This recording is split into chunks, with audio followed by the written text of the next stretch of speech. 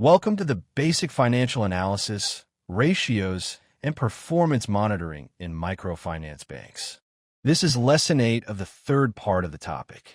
If you have been following our lecture from Lecture 1 till now, you will understand how we got here and how all the lessons relate. Do take your time to go back to the lectures 1 to 7 for you to know the connection all the lessons have in common. Before we proceed, do well to subscribe to our channel. You have a lot to learn, especially if you're a microfinance professional willing to excel in your chosen career. Now today, we are discussing another important short topic which focuses on the bank's book of account. This is the profit and loss accounts. What is the bank's profit and loss account? The profit and loss account is a financial statement which sets out the results of the trading activities of an enterprise in a detailed breakdown of income generated and expenses incurred. Different businesses have different breakdowns of income and expenses and hence present financial information in the profit and loss account in different formats.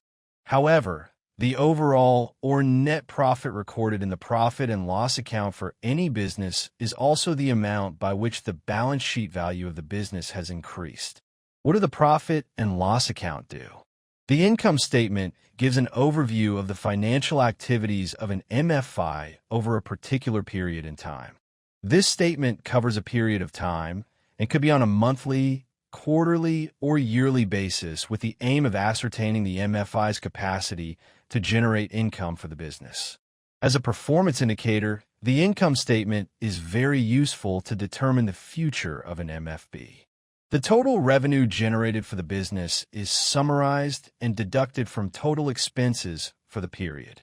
Profit or surplus in an income statement is generated when revenue is in excess of expenditure, and a loss or deficit when expenditure is way above revenue. Income statements for MFIs differ from one another, with the changes in items placed in the column.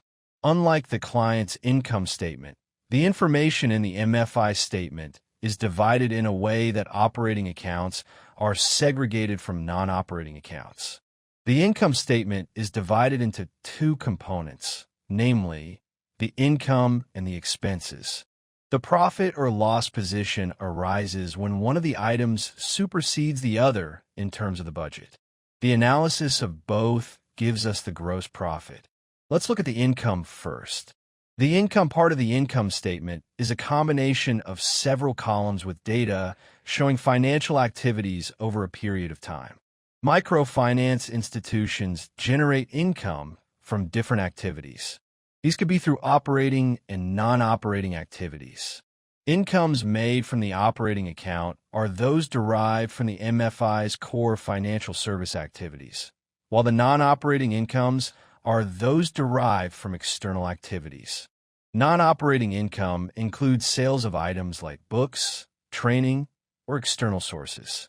The expenses part of the income statement is a combination of several columns with data showing financial activities comprising costs made over a period of time. MFIs incur expenses from different activities, and these are broken down into direct or indirect expenses. Direct expenses relate to direct expense activities, i.e., payment of salaries, while the indirect expenses, also known as overhead expenses, are expenses that keep the MFI running. The profit and loss items description. This table highlights the items and the corresponding descriptions relating to the profit and loss for an institution. We would be looking at two tables that would help us understand their roles, what they do, and their corresponding description. First, we look at the operating income. Under we have interest and fee income from loans. All revenue made from fees, commission, and interest on loans and other income relating to the loan and recognized on the gross loan portfolio. The next is income from investment. All revenue generated from the microfinance institution's assets other than the gross loan portfolio is usually in the form of interest-bearing deposits placed with other banks. The next is income from other finance-related services. All revenue generated from financial activities of the MFI other than the gross loan portfolio only, i.e., sales of forms on behalf of an institution. Lastly, we have the total operating income. This is the summation of all revenue generated on the gross loan portfolio and investment by the microfinance institution. We now move to the operating expense part of the profit and loss. Under it, we have the interest and fee expense, loan loss provisioning expense, staff/personnel expenses, general and administrative expenses, other administrative expenses, and finally total operating expenses. For the interest and fee expense, it comprises all fees and commissions incurred on deposits held by the MFB and deposited by the client. The loan loss provisioning expense shows an impairment loss expense. This is a non-cash expense calculated based on the percentage of the gross loan portfolio at risk, used in provisioning for loan loss in the balance sheet. Staff/personnel expenses. This comprises staff salaries and other financial benefits. It also includes payments such as benefits and bonuses made to employees of the MFI. General and administrative expenses. All expenses directed at the provision of services that keep the MFI functioning.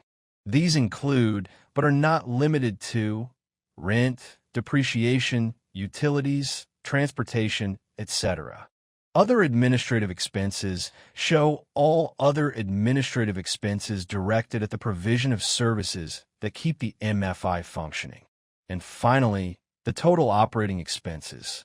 This shows the addition of all operating expenses made by the MFI.